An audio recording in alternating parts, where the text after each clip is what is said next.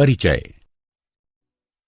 अंकिता, हम लोग पहले ही यूकेरियोटिक कोशिकाओं की संरचना तथा कोशिका झिल्ली और कोशिका भित्ति की संरचना एवं कार्यों पर चर्चा कर चुके हैं। हाँ, और अब हम अंतःझिल्लिका तंत्रों की संरचना पर चर्चा करेंगे। ठीक है, हम लोग अंतःप्रद्व्ययी जालिका अर्थात एंडोप्लाज्मिक रेटिकुलम, गोल्जी तंत्र, लयनकाय रक्तिकाएं, सूत्र कणिकाएं, माइटोकॉन्ड्रिया, लवक अथवा राइबोसोम की संरचना का भी पर्यवेक्षण करेंगे। तो आओ इन पर चर्चा शुरू करें।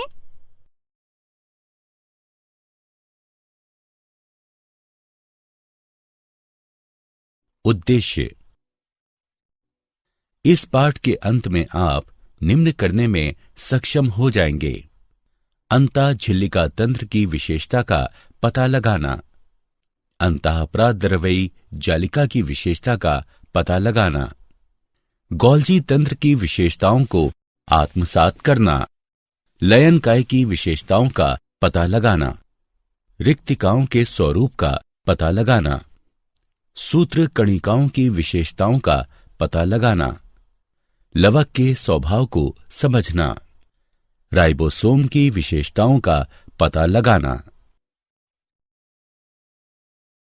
अंतःझिल्लिका तंत्र की विशेषता। झिल्लियों का एक ऐसा परस्पर संबंध तंत्र, इसको साइटोमेम्ब्रेन तंत्र भी कहा जाता है, जो कोशिका के आंतरिक भाग को भरता एवं कोशिका घेरे को दोहरी झिल्ली युक्त अंगकों यथा केंद्रक, लवक एवं सूत्र कणिकाओं से जोड़ता है। द्विसतही फास्फोलिपिड आंतरिक एवं बाह्य झिल्लियों के लिए आधार गठन का कार्य करती है।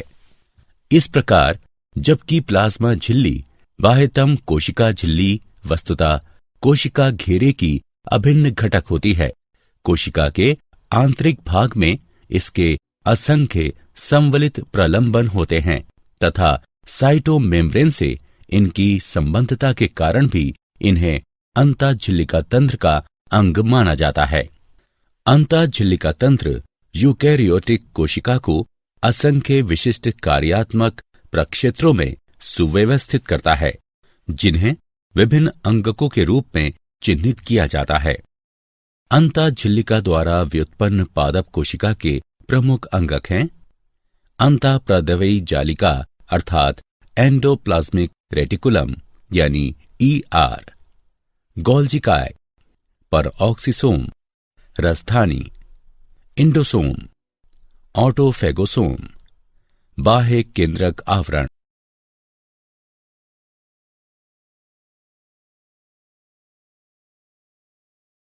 अंतःद्रव्ययी जालिका की संरचना। यूकेरियोटिक कोशिकाओं के कोशिका द्रव्य में परस्पर अंतर्गुम्फित पुटिका, पटलिका एवं नलिका तंत्र को अंतर्द्रव्ययी जालिका कहते हैं।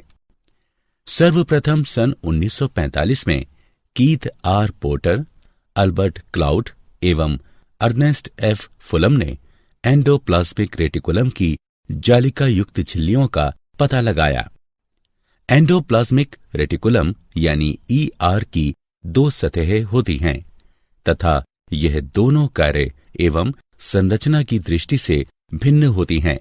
इनमें से एक सतह को खुरदरी अंतर्द्रव्ययी जालिका कहते हैं, क्योंकि जालिका के कोशिका द्रव्य वाली सतह पर राइबोसोम चिपके रहते हैं।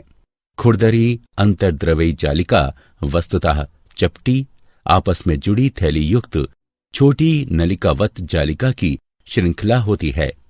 खुरदरी अंतर्द्रव्ययी जालिका द्वारा प्रोटीन संश्लेषण होता है। दूसरी सतह को चिकनी अंतर्द्रव्ययी जालिका कहते हैं, क्योंकि इसमें राइबोसोम अनुपस्थित रहता है। चिकनी अंतर्द्रव्ययी जालिका वस्तुतः छोटी नलिकाओं का संजाल है। चिकनी अंतर्द्रव्ययी जालिका वसा, स्टेरॉइड एवं मॉर्फिन संश्लेषण के साथ ही कार्बोहाइड्रेट एवं वसा चयापचयी, कैल्शियम सांद्रण तथा औषधि चयापचय पर नियंत्रण एवं प्रोटीन कोशिका झिल्ली पर अभिग्राहक का संयोजन भी करती है। अंतर्द्रवी जालिका के आंतरिक फैलाव अथवा रिक्त स्थल को लुमेन कहते हैं। अंतर्द्रवी जालिका बहुत व्यापक होती है एवं इसका विस्तार कोशिका झिल्ली से कोशिका द्रव्य तक होता है तथा यह केंद्रक आवरण के साथ निरंतर संपर्क में रहती है।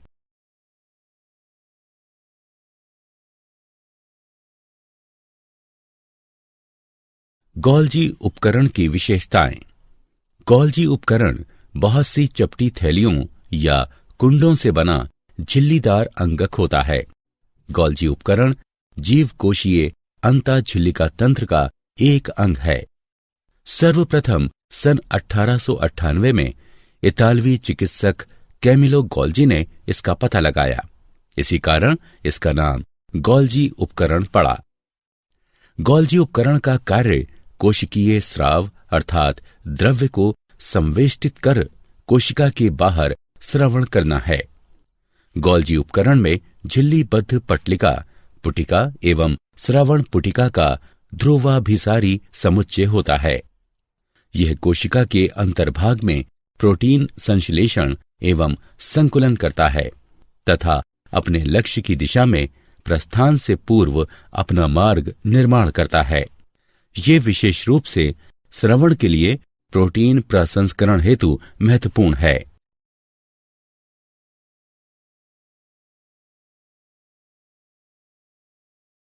लयनकाय यानी लाइसोसोम का गुणधर्म।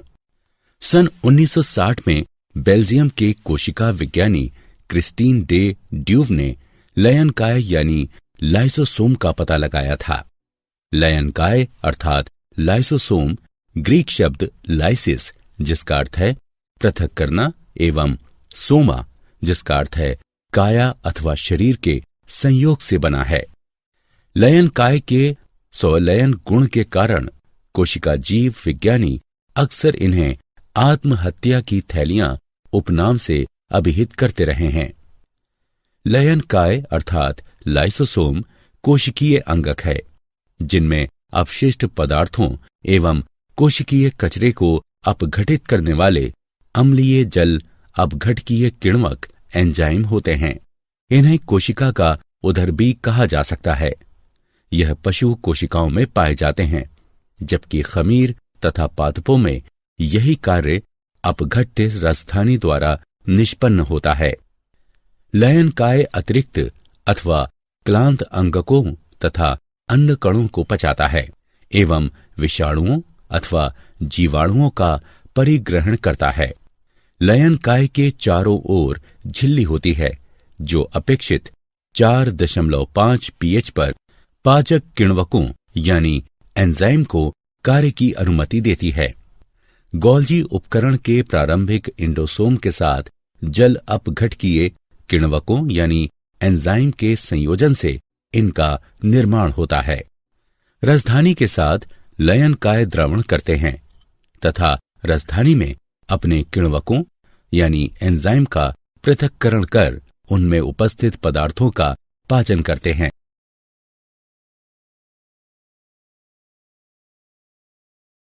राजधानी के गुणधर्म।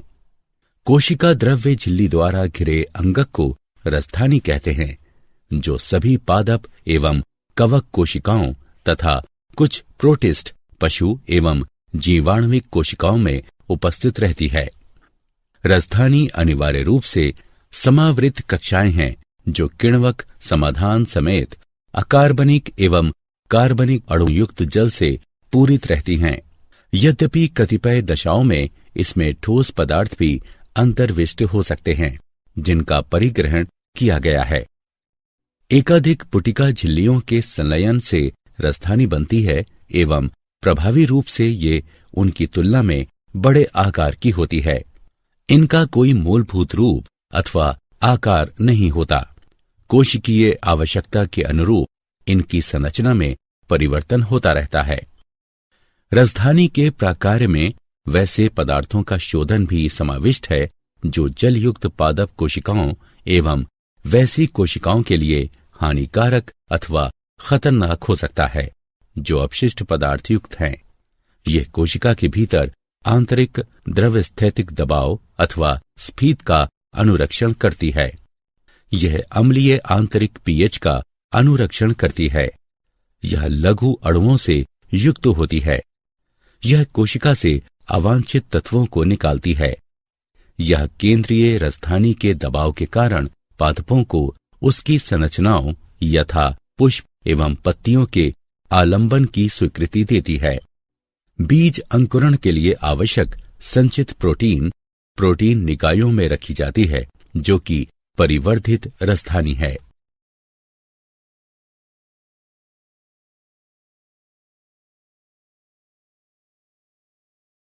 सूत्र कणिका माइटोकॉन्ड्रिया का गुणधर्म। सूत्र कणिका अर्थात माइटोकॉन्ड्रिया झिल्लीबद्ध अंगक है तथा केंद्रक की तरह इसमें भी दोहरी झिल्ली होती है। इनका आकार लगभग जीवाणु जितना होता है, परंतु कोशिका के प्रकारानुरूप इसकी आकृति भिन्न हो सकती है। इसकी बाह्य झिल्ली पर्याप्त चिकनी होती है, परंतु अंत झिल्ली अत्यधिक जटिल, ये कई आधात्री की तरफ अंतर्वलन बनाती है, जिसे क्रिस्टी कहते हैं।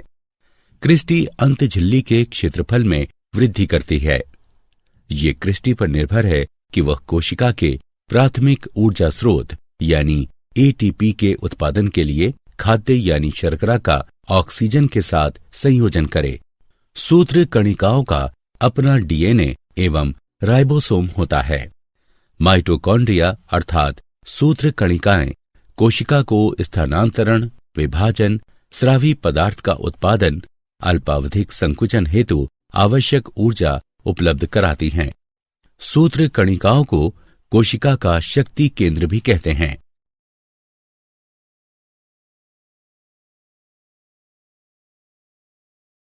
राइबोसोम के गुणधर्म। सन 1953 में जॉर्ज पैलेट ने इलेक्ट्रॉन सूक्ष्मदर्शी द्वारा सघन कणिकामय संरचना का पता लगाया था।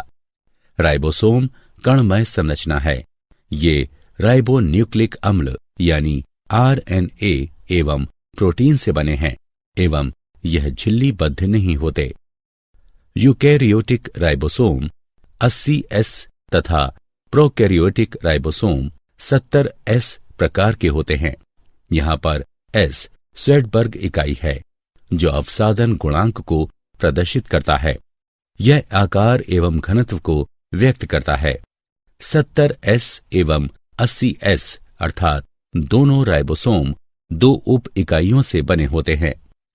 राइबोसोम अंतःप्रद्रवी जालिका की बाह्य झिल्ली से भी जुड़े होते हैं। राइबोसोम प्रोटीन संश्लेषण में भाग लेते हैं।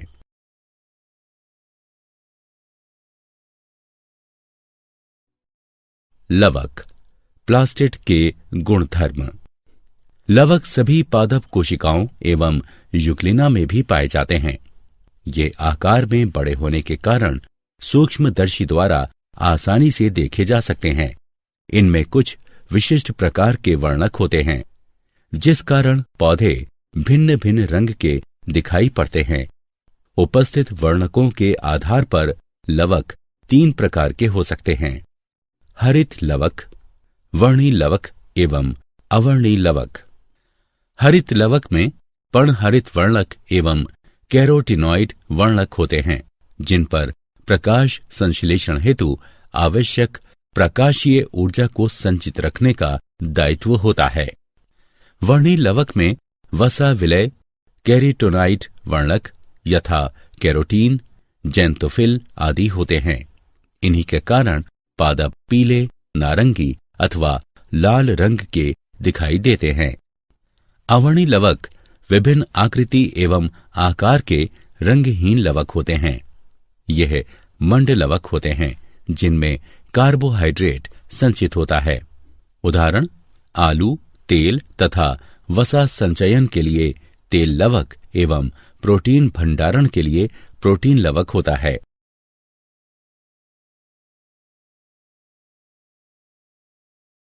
हरित लवक के गुणधर्म। हरित लवक पत्तियों की मेसोफिल अर्थात पर्णमध्योतक कोशिकाओं में पाए जाते हैं। हरित लवक लेंस के आकार के अंडाकार, गोलाकार, चक्राकार अथवा फीताकार अंगक होते हैं, जो औसतन 5 से 10 माइक्रोमीटर लंबे तथा 2 से 4 माइक्रोमीटर चौड़े होते हैं। क्लेमाइडोमोनास में प्रति कोशिका एक हरित लवक हो सकती है, जबकि हरित शैवाल में प्रति कोशिका इनकी संख्या 20 से 40 तक हो सकती है। हरित लवक द्विझिल्लिका युक्त होते हैं। आंतरिक लवक झिल्ली अपेक्षाकृत कम पारगम्य होती है। हरित लवक की आंतरिक झिल्ली द्वारा सीमित अथवा घेरे गए स्थान को पीठिका यानी स्ट्रोमा कहते हैं। पीठिका में चपटी झिल्ली युक्त थैली जैसी संरचना संगठित रहती है, जिसे थाइलेकोइड कहते हैं। थाइलेकोइड सिक्कों के चट्टों की भांति ढेर के रूप में मिलते हैं, जिन्हें ग्रेना कहा जाता है। कई चपटी झिल्ली जैसी नलिकाएं जो ग्रेना के विभिन्न थाइलेकोइड को संयोजित करती है, उन्हें पीठिका पट्टिलिकाएं कहते हैं। थाइलेकोइड की झिल्ली द्वारा घेरे गए रिक्त स्थान को अवकाशिका कहते हैं।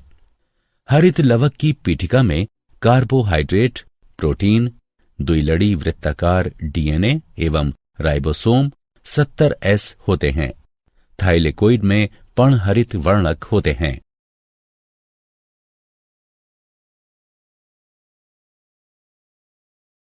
क्या आप जानते हैं, लयन काय को पहले घनीभूत निकायों के रूप में जाना जाता था। गोल्जी उपकरण की झिल्ली में उपस्थित मुख्य किण्वक यानी एंजाइम न्यूक्लियोसाइड डाइफॉस्फेट है। यकृत कोशिकाओं में दोनों अर्थात चिकनी एवं खुरदरी अंतःप्रदवी जालिकाएं हैं। सूत्र कणिका तथा हरित लवक आत्मानुलेपी परक कोशिकीय अंगक हैं। वृहत्काय अमीबा में विशृंखल अवस्था में लगभग 50,000 सूत्र कणिकाएं होती हैं।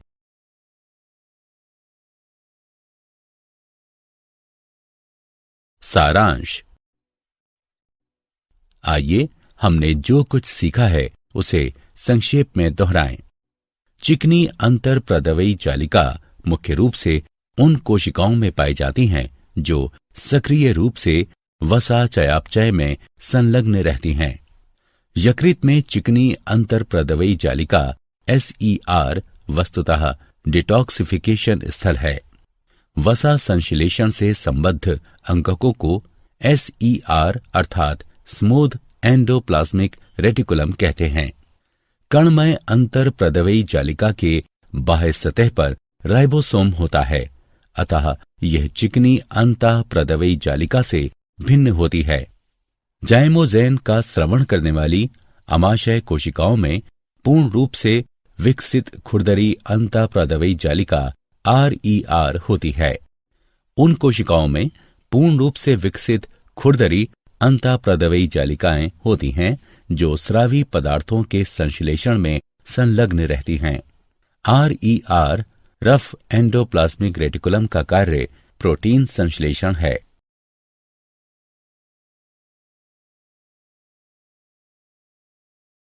खुरदरी अंतरप्रदवी जालिका RER राइबोसोम की उपस्थिति के कारण चिकनी अंतःप्रदवी जालिका SER से भिन्न होती है। एरिथ्रोसाइटस एवं जीवाणुविक कोशिकाओं को छोड़ शेष सभी कोशिकाओं के नाभिकीय परिधि क्षेत्र में गोल्जी संकुल उपस्थित रहता है। यह जीवाणु एवं नीले हरित शैवाल में अनुपस्थित रहते हैं। गोल्जी संकुल चपटी थैलियों से बना झिल्ली युक्त अंगक है। इनमें कोशिकीय स्रावों का संवेष्टन तथा स्रावों का कोशिका के बाहर परिवहन होता है। गोल्जी संकुल विशेष रूप से वसा एवं प्रोटीन के ग्लाइओसिडेशन का कार्य करता है। गोल्जी संकुल लयनकाय एवं पुटिकाओं का निर्माण करते हैं।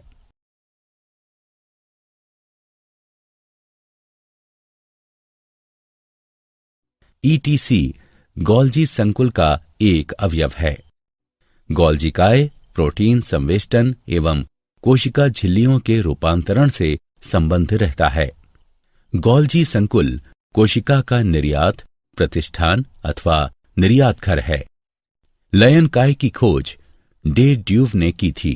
इन्हें ऐसा इसलिए कहा जाता है क्योंकि इनमें कार्बो ऑक्सीलेटिंग किण्वक यानी एंजाइम होते हैं। लयन काय गोल्जी काय में निर्मित होते हैं। लयन काय को आत्मघाती थैली भी कहा जाता है क्योंकि इसमें जल अपघटकीय किण्वक होते हैं जो अम्लीय pH 5 परिस्थितियों में सक्रिय होते हैं।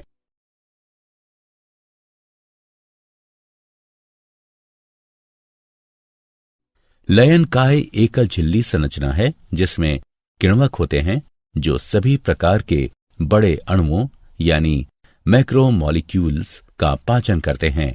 लयन काय में दोहरी झिल्ली अथवा इकाई झिल्ली अनुपस्थित रहती है। जल अपघटकीय किण्वकों से युक्त झिल्लीदार थैली को लयन काय कहते हैं। यह बड़े अणुओं के अंतःकोशिकीय पाचन प्रक्रिया को नियंत्रित करते हैं। लयन काय बहुरूपी होते हैं एवं इनमें हाइड्रोलिसिस उपस्थित रहते हैं।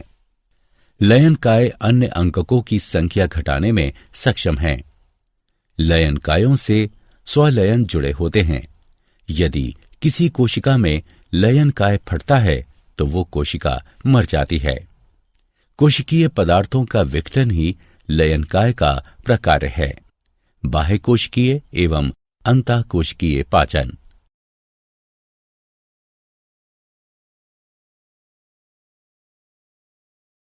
जब लयन काय का फेगोसोम के साथ संलयन होता है तो परिणाम स्वरूप द्वितीयक लयन काय का निर्माण होता है। कोशिका की राजधानियों में जल एवं विघटित पदार्थ उपस्थित रहते हैं। राजधानी के चारों ओर भिन्न रूपेण पारगम्य एकल झिल्ली होती है जिसे टोनोप्लास्ट कहते हैं। राजधानियों के 4 प्रकार होते हैं। संकुचनशील राजधानी यानी सैप पादपरस राजधानी, खाद्य राजधानी एवं गैस राजधानी। राजधानी खाद्य एवं अपशिष्ट पदार्थों का संग्रहण करती है। कुछ राजधानियां अतिरिक्त जल का भी संग्रहण करती हैं। राजधानी में रस यानी सैप कोशिका होती है। राजधानी का प्रकार्य संग्रहण, अपशिष्ट पदार्थों का प्रशमन तथा कोशिकाओं का दीर्घीकरण एवं संरक्षण है।